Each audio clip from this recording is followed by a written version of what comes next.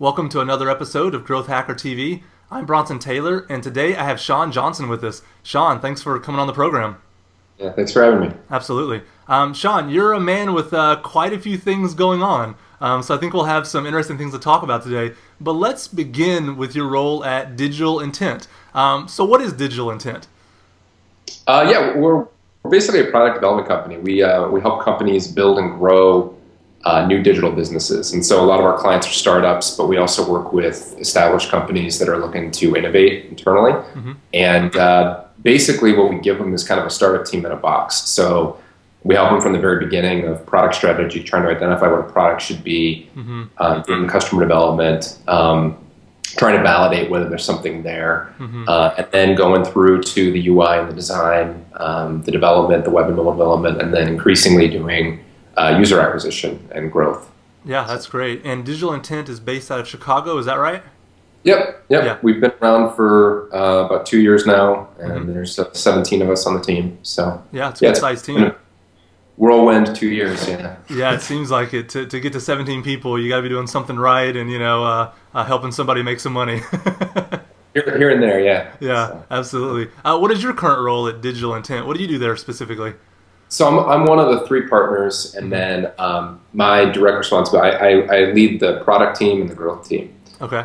So product is really it's a lot. It's the customer development stuff, and then the UI, and then the growth user acquisition. Yeah, and I want to talk about those a little bit, but you talked about customer development already. When people come to you, are they already familiar with that world? Do they understand, the Steve Blank, entrepreneurship, figuring out what you're doing? Or are they kind of clueless and they have an idea and a budget? Yeah, usually it's the latter. A lot of times what will happen is they'll come to us with like a 50-page spec document, and we say, it's largely an educational sale. And we say, hey, that's, it's great that you obviously done a lot of thought work here. We try to find out to what degree they've been talking to customers and they've been validating those ideas, but we basically try to coach them to say that, all of this stuff is just a bunch of guesses. You have a guess that a particular customer has a particular need and that you're the solution to that, and that they're willing to give you money, and that there are enough of those customers out there to make this whole thing viable. And those are all guesses. And so let's try to, on a lean canvas or whatever, write that stuff down, and then let's try to figure out which are the riskiest parts and try to start going out there and validating it. And so, it's definitely an educational sale to get folks to sort of back up a little bit. And sometimes they have done the work. We do run into people that have met us at a networking event or something like that, and they're all in on the whole lean thing, and they've already.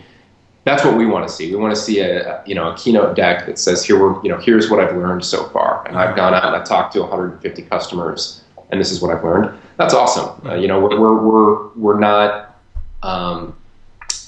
It doesn't have to be like it's invented here, or we have to have heard it directly from the customer's mouth. But we do try to coach customers through that process if they're not already doing it. Yeah. Do you find the ones that are not familiar with that whole world of things, are they brought into it kicking and screaming, or do light bulbs go off? You show them the lean canvas and they think, wow, what a great tool. What's their response to kind of, because it took us a while to kind of understand this stuff, and we've been at it for a few years now with the lean stuff. How do they feel on first kind of initiation?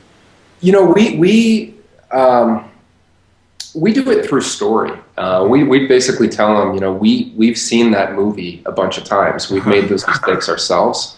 And there's nothing that's more frustrating than to go heads down and to spend 6 months building something and then to find out that nobody wants it. And it's frustrating for you. You spend, in their case, they're spending a lot of their money. And also they're giving up 6 months of their life. But it's also frustrating for our team. For our developers to have built something, or our designers to have worked on something that never, gets traction is tough. It's frustrating for everybody. And so they, I think, resonate with it when we kind of do it that way. And we try to come at it with a very sort of humble approach. And we say, it's not just that you don't necessarily know what it is. We don't know either. Half of our, a common thing that we'll say is, 50% of what we're going to talk about, or our guesses are going to be wrong. And our job is to try to find out which 50% as quickly as possible. So we don't try to come in like we're the the quote unquote experts. If anything, we try to come in and say, honestly, you know a lot more about your space than we do. Certainly, we know nothing, and so our job is to try to learn as quickly as possible and try to find out what's accurate and what maybe needs to be modified. Yeah, no, that makes a lot of sense. Now, you said you lead the product teams and the growth teams, so it seems to indicate that there's some sort of maybe overlap in what's needed for those teams if one person can lead both. It's not like you're leading a design team and a development team. So do you feel like they're related in any way at all? I mean, honestly, everything that we do really is related anymore. You think about what, even just looking at growth, like what is growth a function of? Growth is a function of the product strategy itself. So, ideally you're building something that does 2 or 3 things really, really well instead of a dozen things poorly. And you're addressing a large enough market where you have room to grow. So it's meeting, actual needs there. The UI is certainly key in terms of how easy is it for it to use, how is it easy for me once I hit your site to convert and then to kind of activate as I'm starting to interact with your service. Is it really easy? How effective are you at making it to where it's a habit that I want to come back and use on a consistent basis? How easy are you making it to share? A lot of that stuff's UI decisions. And then certainly the development. I mean, that's where this whole, the whole growth hacker thing kind of came from, is really a confluence of, marketing strategy with development. And, someone with a dev hat on that has a growth mindset, you say social, for example, and they're thinking, how do I tap into the social graph to drive referrals and all of those kinds of things? And you often will need somebody that has a development mindset to see those kinds of things. I mean, the famous Airbnb, Craigslist example, that devs were necessary for that to even be possible. Yeah. And even really conceive of that as an option. I don't think a traditional marketer would have thought of that. And so, yeah, all of that stuff is related, and that's kind of why we try to provide our clients with basically a small cross-functional team of, call it 4 people that work very well closely together. And so UI folks are going to customer development meetings, devs are going to customer development meetings. The growth team is working very closely with dev and with UI to kind of make decisions, and they're not just looking at user acquisition at the very, very top of the funnel, which a lot of folks do, but they're looking at, throughout, how do we make improvements throughout? So yeah, it's all kind of come together. I really like the way you talk about the setup where it's cross-functional teams. Because it's so different than an assembly line where it's like, okay, product's done, now we're handing off to the growth guys, go do your magic. You didn't have any input on the product, hope it works for you, getting users and letting them stay in the system, entertaining them and all that. But instead, it's all together. They're in at the very beginning because I think you're absolutely right. And I've seen that personally. The best teams, the teams that actually can grow, it's because of product decisions, because of development decisions, and then also growth decisions and marketing decisions, things like that. But there's no one person or one thing that can just make it grow if you made a bunch of really bad decisions with the entire project, right? Yeah, that's the reason why we started the company was or I guess why we structure our teams the way that we do is that we've seen that movie where you hand the spec over and then you design a thing and then you build a thing and then the decisions are just made completely independently of each other. And there's a reason why a lot of consulting type projects fail. And I think that if there's a disconnect between the development team and the product stakeholders, which usually are the client, and what we're trying to do is alleviate some of that, where the product team is part of the product team and the dev team are really inseparable. And the client is certainly a part of that, and they're very much involved in that whole process. And we try to get them involved in as many ways as they're interested. But yeah, I think that in order for you to increase the likelihood that you're going to be successful on a project where you're bringing in external resources, I think it's really important that those teams work very closely together. Yeah, it makes a lot of sense. Do you find that when clients come in that they have misguided notions about growth, or do they just have no notions at all? They don't. A lot of cases, they don't really think about it. When we started, we weren't doing growth from the very beginning, and initially we were doing, we did see the need for the strategy stuff and for the UI and the dev, but growth was more recent. And it was really that I think we had this implicit assumption that because they were the business stakeholder, that they understood how to get customers. And it wasn't something that I think were even conscious that we were assuming, but it was sort of there in the background. There was this assumption that was the case, and it just turned out to not. It almost is never the case. Especially a lot of our clients they tend to be older. They either, maybe they were working in the corporate world and now they're kind of trying to get out of that world. And so, our client isn't really the 22-year-old with the idea. It's more like the 45-year-old with the idea. Or they're existing companies that they're used to managing existing brands, and their decision-making is a lot more cautious and all of those kinds of things. And so in both cases, the experimental kind of growth-driven approach is just something that they don't even really think about. And so a lot of times what would happen when we were first starting out was we would do the customer development, we would design and build the thing, we'd put it up, and then they would say, now what? And we'd be like, what do you mean now what? Didn't you have that figured out? Yeah. Or just, it just didn't, or AdWords, we're going to do AdWords. And it's like, there's a time and place for AdWords, but it's definitely not a one-size-fits-all solution. So. Exactly. You can't just tack it onto every project. Well, that kind of leads into my next question, is when you take on a new client with digital intent, do you find yourself having different growth strategies, like wildly different growth strategies for every company? Or do they all kind of end up seeming like they look more or less the same, or there's a lot of crossover just because of what you guys are comfortable with? What do some of the strategies look like in terms of how different or similar they are? There's definitely things that we are more experienced in than others, and we're trying to, continually get better each week. But at a high level, you're tracking the same variables. I mean, you're doing, we just follow the whole McClure startup metric for Pirates. Yeah. Generally speaking, what we try to do is map metrics to those numbers, and we try to establish a baseline for those, for what that looks like for a particular client. And then we start looking for bottlenecks and trying to address that. But then once you get into the tactical level, everything is different. To the degree that you're targeting, from a content marketing perspective on acquisition, you're obviously targeting different sites and different audiences that way. In terms of, platforms that you're targeting, there are different people that use Tumblr than use Twitter, than use Facebook, for example. Once they're on your site, you're dealing with different objections and different hurdles that you're trying to overcome to get them to actually convert. The decision making for a free, B2C social product is very different than the decision making process for a subscription meals plan where they're spending $800 a month. So that stuff's obviously different. And then, all the way through, retention strategies are different. Again, if it's free versus paid, your litmus tests are different there.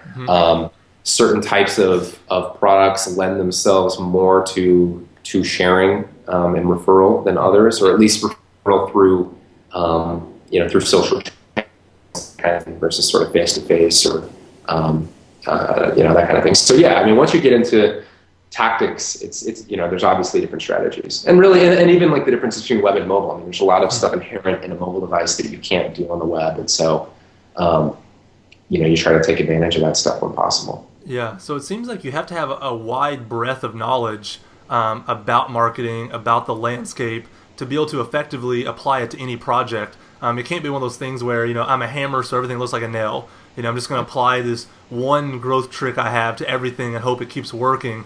You have to really know what you're doing, or you're just going to get lucky every once in a while, right?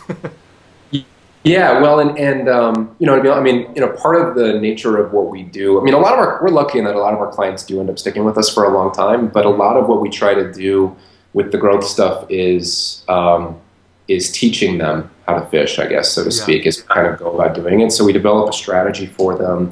We develop content calendars, we develop guest posting strategy, we develop, et cetera, et cetera, et cetera. But we try to bring them along and educate them as they go along, because we also know, especially, especially for our startup clients, at the end of the day, Mm-hmm. really for both, at the end of the day, our goal is to be replaced. Mm-hmm. You know, we know that we're succeeding if we're going to be replaced. If you're raising a B round, it becomes really, and, you know, increasingly even an A round, it becomes really important to your investors that you have an internal team. And so we know when they hire us that that is going to become a necessity. And so we try to organize ourselves both from a debt perspective and then from a, you know, growth perspective as well, to facilitate that transition and make it as smooth as possible so that they aren't kind of left in a lurch. Because if too much of your intellectual capital is wrapped up in a third party, then there comes a point. There's definitely value in it, and obviously, I mean, that's why we exist. Mm-hmm. But we aren't naive enough to think that we are going to go on that whole journey with them. Yeah, So absolutely. So, I mean, that kind of, I guess it assumes that you think growth is something that can be passed off and it can be taught. It's not one of those things like, hey, let the gurus handle it. You can't even begin to understand it. It is something where if you set up the strategy, which they probably couldn't do on their own, and you set up some tactics that are going to work for them, but it can be handed off. Like, hey, here's your content strategy. Here's a schedule that might work. Here's what I would do if I was you. Run with this system. So you think it is possible to hand off growth and let it still be effective if the pieces are in place initially? yeah, I mean, I think there are two reasons why people maybe think that it's hard, and one is that I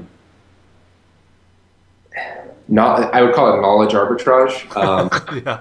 It's valuable. It's valuable information to know how to do certain things, and so I think that not everybody is willing to share some of that stuff. There was a conference, I don't know where I saw it, it was on Twitter last week, but one of the guys was talking about the best growth hacks are basically zero-day exploits, and the reason why people don't hear about them is because that's their sort of competitive advantage. And so a lot of that stuff is kept close to the chest. Mm-hmm. And then I think the other reason is that people,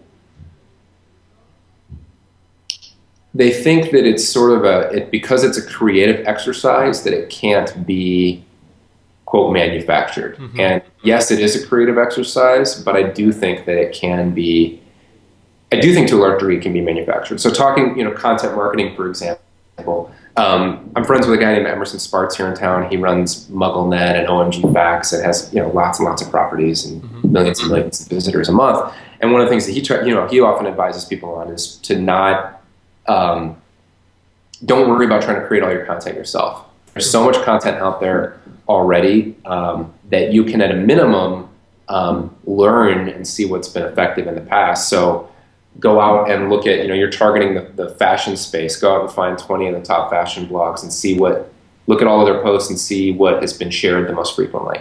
Which are good, you know, that's a good signal that that's something that would potentially resonate if you were to kind of take your own spin on it and try to kind of publish it elsewhere. You know, all the way through to, you know, you look at a Pinterest or a Tumblr type of property, that stuff is all just reposted anyway. So like you don't necessarily have to be creating all of your own content. I think that the trick is having a deep understanding of who your customer is and having a framework for testing in place, because at the end of the day, you're not going to know. We have this theory that this trick is going to work or that this campaign is going to be effective or whatever, but ultimately you don't really know until you try it. You know, a good example is infinite scrolling. You know, Pinterest, that worked really, really well for time on site was huge. Etsy implemented infinite scrolling like 6 months ago, and they found that you know, maybe time on site went up, but sales went down. And so, you know, but you're not going to know really until you test and see how things resonate with your audience. Yeah, absolutely. Well, thanks for, you know, really diving in and telling us so much about digital intent. For a couple reasons. One, if people want to, you know, hire you, they know more about you and kind of where to find you and those kind of things. But also just to give us an idea of how you see growth, because that's what we're trying to do, is get inside your mind. And, you know, you talked about the arbitrage with this kind of stuff. I mean, that's what I'm trying to do, is just level the playing field, you know. Someone won't expose it, but someone else will. And if I find all the people that will expose what they know and their tricks and all this stuff, then it doesn't matter if someone else holds it close to the chest. It's going to be out there, you know. Yeah. Now, you're also an adjunct professor at Northwestern's Kellogg School of Management. Is that right? Yeah, well, I start in May. But, okay, so you start in May. Yeah, so I have my first course is in May, so that'll be Okay. interesting. Well, let's talk about the upcoming course a little bit. You're going to teach a course, as far as I can tell, on entrepreneurial tools for digital marketing. Is that right? Yeah, not my name, but yeah, that's the Yeah, course. well, yeah, you got to have a Kellogg name. It's got to sound way official and staunchy. Well, from what I can tell online, it looks like the course is based on what they say, or what you call the customer relationship funnel. And I know you mentioned a funnel earlier. Explain what the customer relationship funnel is to you, or maybe in your own words, if that's their term. I mean, it's the again it's the startup metrics. So it's Mm-hmm. acquisition, activation, referral, retention, revenue, and Mm-hmm. so it's we're trying to structure that course to address excuse me to get students thinking about each aspect of that. A lot of times when they think marketing, they think almost exclusively of the top of the funnel, Mm-hmm. and they ignore a lot of the decisions that happen further down that can have just as big of an impact. Yeah. So. Um, if I have, for example, if I have a homepage conversion rate of 5% and I get that up to 10%, Mm-hmm. that's relatively speaking, that can often be much easier to do than to double my traffic at the very top of the funnel. And so, just trying to get them into that mindset to think about it more holistically, Yeah. and really again understand sort of the intersection now where the UI and the product and tech all kind of fit in. Yeah. Now I want to circle back to that what you just said, because that's really great advice, and I never heard it put quite so clearly. Like when you said it, a light bulb went off in my head, and I've studied Dave McClure's Pirate metrics, all that. You said if you can get one of the metrics in the funnel to go up from 5% to 10%, you're effectively doubling all your conversions, right, from there on.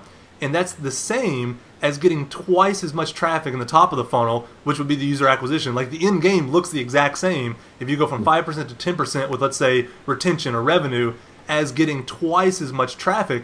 And when you said that, it was so important when I heard it, because it is almost impossible to double traffic.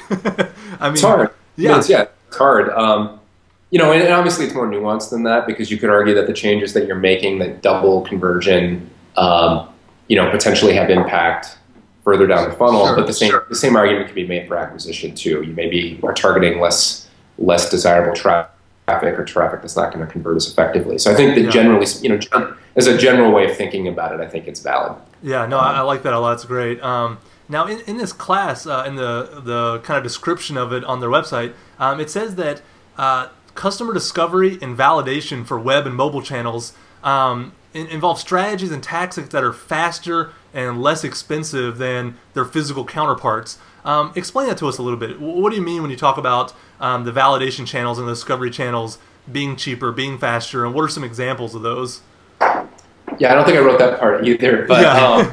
but no, but yeah, we do. I mean, so an example would be AdWords. AdWords can be a really effective way for testing a lot of different kinds of things. You can test positioning statements. You can test offers. You can test, to see kind of what gets people to click in the first place. But then you can also test what happens once they land on your page. And so it can be a really effective mechanism to for learning purposes, and really even all of our strategies. I mean, you talk about, one of the things that we tell our clients is when we put something up, your first 1,000 users it's an extension of customer development, and that's not from us. That's from Kissmetrics. I don't think nothing I say is original, but That's right. Very few people have anything original to say. It's just but collecting the best so thoughts. Yeah, I mean, so even though we call ourselves technically a growth team, a lot of what we're doing is identifying viable channels to acquire people. And so a lot of that stuff really it's testing. It's testing different strategies at a small scale to kind of see what takes, so that when they kind of go in and they're trying to raise their A round, they can say, you know what, we have good visibility into, our homepage to email conversion is 30%, and 60% of those people complete our activation funnel, and 50% of those buy, and they spend an average of X. And if we can, they at that point they know that if it, depending on what their customer acquisition costs are, they can go into investors, and the argument is basically that this money is going to be just to kind of put gas, put on the gas pedal, because we've got, at least we have good reason to believe that these numbers would scale to the degree that they're pursuing scalable channels. No, it makes a lot of sense because an investor, if they can see the equation and they see where their dollars fit in that equation, and then they see the end of the equation, the dollars they get back or the company makes from it, it's just an easier investment. We had somebody on the show before that kind of mimicked what you just said, that the first few users, the first 1,000, 5,000, 10,000, whatever, it's to learn from them. You're trying to learn, and he calls that the traction stage. This is Brian Balfour. And then he says after the traction stage, you go into the growth stage. And that's where you've already learned. Now you're putting fuel in the fire, dumping the money into whatever channels you need to, because you've already learned enough to then go full speed and get to the moon, So a good example for one of our clients is it's a mobile app that's it's targeting the high school and college market, and it's definitely designed to spread, and they hope that referral is kind of a big part of this. But there is no mechanism other than manually telling your friends about it right now to refer. And the reason was we wanted to find out, we're testing at the present time whether or not people will use the core experience in and of itself, whether or not sharing is kind of a component of that, and trying to find out how valuable it is with a small group of people. How many users, how many friends do you need to have using it in order for it to be valuable, and that kind of thing. So I mean, you can bake in a lot of the things that can facilitate referral, can facilitate retention, all those sorts of things at the outset. But yeah, it's still at the end of the day, a lot of the stuff that you're doing early on is testing. Yeah, absolutely. Now, ignoring your own upcoming lectures for a moment, how do you feel like management schools, MBAs, that kind of world, do you think it really prepares students? And this is a loaded question for somebody getting ready to be an adjunct professor, but do you feel like it really prepares people that want to be entrepreneurs, founders, CMOs, or do you think there's a better route? What do you think? Everybody has their own opinion. I don't know if there's a right answer, but... I don't think there is a right answer. I mean, it's yeah, that's a good question. I don't think it hurts. At the end of the day, I mean, if those were, listed a variety of different titles there. To be a founder or an entrepreneur, obviously, at the end of the day, there's no replacement for experience and for doing it. And so I would argue that you would get your MBA and try to start something. I think that there's obviously the accelerators have proven that there's a lot of value to doing that. One of the historical arguments for getting your MBA has been the quality of networking that you would get out of it. And I think that those accelerators bring that to the table now, and so it's different that way. I think you definitely have. One of the things I think that will remain to be seen is to what degree of what kind of a pedigree do you get from coming out of an accelerator? For example, obviously if you come out of a Y Combinator or something like that, that might, in 5 years, that might be the equivalent of, or maybe it is now, maybe, the equivalent of saying I went to Kellogg or I went to Harvard Business School or something like that. Yeah. I do think that there is a stigma at a lot of startups that, MBA means expensive and not willing to get scrappy and to get dirty. And I think that there's some validity to that. I think that you plowed all that money into getting a degree, or you have some X in student loans that you need to pay off, and so you do have a desire to have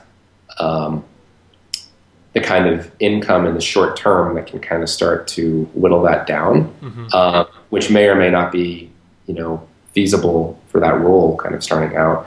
And I do think that there is something to be said for the hustle component to it, which is why I would say, both and. If you can go in and you can say, hey, I have, I got my MBA at Harvard and I've been working on this thing, and here are my, here's how it's gone, and I can demonstrate that I've, gotten some traction and I've been able to make a lot out of a little, then I do think that that's valuable. Because, the other side of it, one of my partners, Joe Dwyer, he has his JD MBA from Kellogg. He's also an adjunct, actually, at Kellogg on how to create innovation teams for larger companies.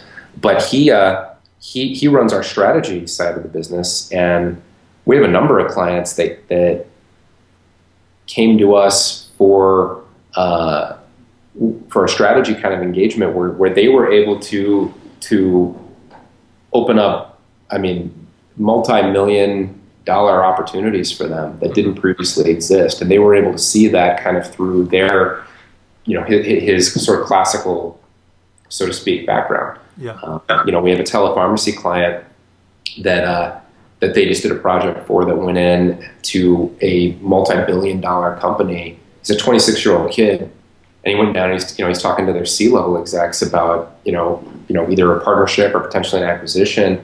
And all of the groundwork for that was laid by a couple of MBAs that they gave him kind of what he needed. And he told them, he came out of the meeting, told them, like, there's no way I could have done that without your guys' help. So I do think that there's definitely validity to getting an MBA. Obviously, I mean, I hope so. Otherwise, I'm wasting my time teaching. But yeah, that's all right. But yeah, I mean, it's a difficult question. I mean, if you're saying if there are going to be a lot of people that are going to say, hey, I'm trying to build a B2C startup, and it's all about kind of being scrappy. Yeah, you don't need an MBA to do that necessarily. No, I think it's a great answer. I think it's a balanced and wise answer, because there is no one size shoe that fits all, and you're going to have to really find the right people for your team. Just like growth strategies, to find the right growth strategy for your product, you have to find the right people for your team, and your team might benefit immensely from an MBA, and it might actually be hurt by an MBA. Who knows? It depends on the direct scenario you're working with. Another thing, I think it's good shorthand too for hiring. I mean, it when you get bombarded with 500 resumes, it does mean something. I think I think it at least puts them in a decision set. It's certainly worth bringing them in and then seeing what are their expectations. Are they willing to kind of get scrappy and to, I guess, not treat their pedigree with a sense of entitlement and to get dirty just like everybody else. Yeah, they've proven that they're hardworking. They're proven that they're willing to kind of do what it takes. They've made it through some pretty strenuous stuff up to this point. So yeah, I mean, I think that there's definitely a lot of good things that you can say about it. Yeah, and the onus is really on the person doing the hiring. Like, they have to hire somebody that's scrappy and has an MBA. You can't just use it as a shorthand and that's it. No, it means their quality. You have to then do your due diligence and make sure they're quality. And another thing too is, I think people are surprised when they see the real statistics on how many people that found startups actually do have bachelor's degrees at least, and sometimes masters and beyond. I think PhD drops down quite a bit, because to have the PhD mindset, you probably don't have the entrepreneurial mindset. But bachelor's and masters, the correlation is much stronger than we would think by looking at Zuckerberg and Gates and these kind of people. They're the the outliers and almost the exceptions, because a lot of people really do end up going through higher ed and learning a lot, building their network, and then going and doing things. Yeah, I mean, a lot of them are also older too. I mean, that's another, kind of to your point, they're not the 22-year-old startup. There's definitely a place for that. I think part of why accelerators attract that demographic is because the tolerance for risk is a lot higher. They don't have kids, they don't have a house, they don't have any of that stuff. Their income requirements are a lot lower, so you can make an investment for considerably less. From an investor's perspective, I think it makes a lot of sense. But I think it's really important. I think it almost becomes critical at that point that you surround them with quality mentors and all of those kinds of things to guide them, because otherwise it can be a really good way to waste money. I mean, I think it was, I mean, just that, you look at the success rate of angels and of even the VC world, and, that some of those numbers are coming to light. It's not like they're amazingly successful at picking winners here. So there's a lot to be said for, like you were saying, having your network, being able to make a phone call and have a channel partnership with, with some massive company. I mean, there are definitely advantages there. Absolutely. Let me ask you also about a meetup that you lead. You lead the Chicago Growth Hackers meetup. So how did this meetup begin? Honestly, it was, like I said, we try to be really humble about this stuff, and we wanted more than anything to learn. And I have 2 kids, and I thought I could either fly around the country and try to visit people, or I could try to bring them here. And so, and Chicago is kind of interesting. We have a pretty vibrant tech scene, but the network, there's basically a networking event going on every single night of the week, and it's usually like the same 200 or 300 people listening to one of the same 20 speakers. And so I wanted something a little bit different than that, and I wanted something that was a little bit more tactical in nature, where folks could kind of come and walk away and immediately kind of go into their office the next day and implement some of the stuff that was talked about the night before. So those were sort of my goals, and there wasn't a, we kind of leveraged the growth hacker term, which took off, and some people hate it now and whatever. But I think that the time was right for it, because people are realizing that it's not ultimately whether or not you can get the product built; it's ultimately whether or not you can get traction. So, put up the meetup page. Really, it was we had a 20-minute conversation about it, and I put up the meetup page, and I just started emailing people and saying, hey, would you be interested in coming out? And Noah Kagan replied right away and said, sure. And we had our first meetup. And so we've done 3 of them, and our 4th is coming up here in a couple of weeks. It's been fun. Yeah, that's great. What does a typical meetup look like? Because I'm asking so that people can imitate it if they choose to. Yeah, so so I only organize it when I can get a speaker. They're almost never from Chicago. So I try to fly them in. And so I don't have like we're going to have one every single month. We basically have one when we have one. And we cap it, so you have to be, we're not that picky about who we let in, but we just say, you should either be a founder or you should be someone that's actively involved in trying to drive user growth. And so that kind of eliminates a lot of the professional networkers or lawyers or whatever. It's not that they wouldn't add value necessarily, but there's just, again, there's dozens or hundreds of meetups in Chicago where you can mingle and all that kind of thing. And so we wanted to try to keep it focused and keep the quality of conversation high. And then we cap the meetings at around 60 people, so that, again, for quality of conversation, so that people can kind of interact, and there's a high level of interaction between the speaker and the audience, that kind of thing. Would you recommend that other cities try to start something like this? Or do you feel like they need to have a pretty well-developed tech scene like Chicago has?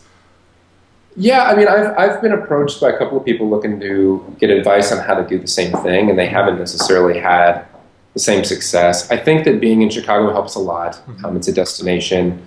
I try to, when someone's coming out, I try to see who that's in Chicago would be interesting for them to meet with, so that it's not just coming in for me. And so I try to introduce them to different people that they can grab coffee with or whatever. So we definitely have a concentration of people that a lot of smaller towns wouldn't necessarily have, but certainly the New Yorks, the LAs, the Austins, the Boulders, all over the world. I mean, any of those, Boston, any of those places that have a relatively flourishing tech scene, I think would be a great fit for something like that. Yeah, and here's kind of a fun question: what's the best meetup you guys have had so far? Maybe who was the speaker, or what made it so great? All of them. Good political answer. Yeah, no, I mean, it was different. So Noah came in. Noah's was kind of unique because he came in and then he ultimately didn't even talk about the topic at all. He just sort of asked people what they wanted to talk about and then put it up on a board and started going. But his energy level was really high, and I think he wanted to communicate to people just the importance of scrappiness. And so and he started asking people, okay, so what's your idea? And guy says, I want to do a gym membership where if I'm traveling, I can go to any number of member gyms or whatever. And he just said, hey, how many of you are traveling in the next 60 days? A couple people raise their hand that work out. Where are you going? Give him your email address and your phone number. And he stops the meeting until they get up and actually share their email address and phone number. And he said, this is how you build a business. Don't worry about the technology. Go out and find these people at gyms so that when they're traveling to Denver in a month, they have a place to go, and that's going to be your business. Don't worry about building this elaborate matching system and all those kinds of things, because that's not ultimately your business. That's a bunch of code that doesn't do anything. So so it was really, the energy level was really, really high there. The other talks were great though. I mean, they were I think closer to what our vision was in terms of it being tactical suggestions for driving different aspects of the funnel and that kind of thing. Jamie Quint came in from Lookcraft and showed people how he was able to get 50% homepage conversion, which is crazy. And that kind of raised everybody's eyebrows that he was able to do that. So that was really cool. And he went into how he went about doing that. Yeah. And then Aaron Ginn was awesome too. I mean, he came in. He's at StumbleUpon now. Mm-hmm. He was actually the hacker for the Romney campaign, and talked a lot about how to build a team for growth and sort of the dynamics that are at play there. So. Yeah. Well, great. Well, this has been a great interview. I have one final question for you, just to kind of give back to the people listening for just a moment. What's the best piece of advice that you can give to someone starting out that really wants to master growth? Where should they begin? What should they be doing? What's the best advice you have for somebody like that? I would go. I would just start trying stuff. I mean, build whether it's even if you don't have a product. Let's say you just have a blog or something like that. Try to play around with a lot of the tactics and strategies. Go to a place like Kissmetrics. They have all those sort of guides for how to do Reddit, how to do whatever, and just play around with stuff, because a lot of that stuff is going to be relevant. Well, for one thing, you want to try to leverage free strategies versus paid strategies as much as possible anyway, because they're more, obviously it drives down customer acquisition cost, and that's a very good thing. So you don't necessarily need to have a lot of money to try a bunch of stuff, and you'll learn a whole bunch of things. I mean, you'll learn how to write compelling content. You'll learn how to develop guest posting strategies. You'll learn how to write posts that convert. You can put some sort of sidebar on the side of your page and collect emails and test out email marketing and do a whole bunch of different things and test out how various ways to build up a social strategy or some of that stuff. You're not gonna get as much in terms of deeper in the funnel, referral and retention and some of those different things. But I think it would be a really good start for somebody that's kind of starting from zero to just become familiar with the various sort of acquisition strategies that are out there, and how to leverage them.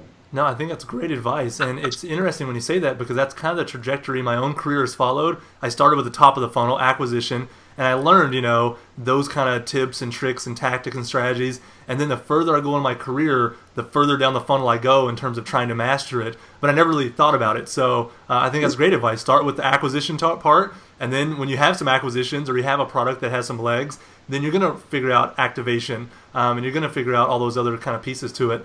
Sean, thank you so much for coming on the show. I know you're a busy man. You have a lot going on, but we really appreciate your time. Oh, it's a pleasure. I appreciate it.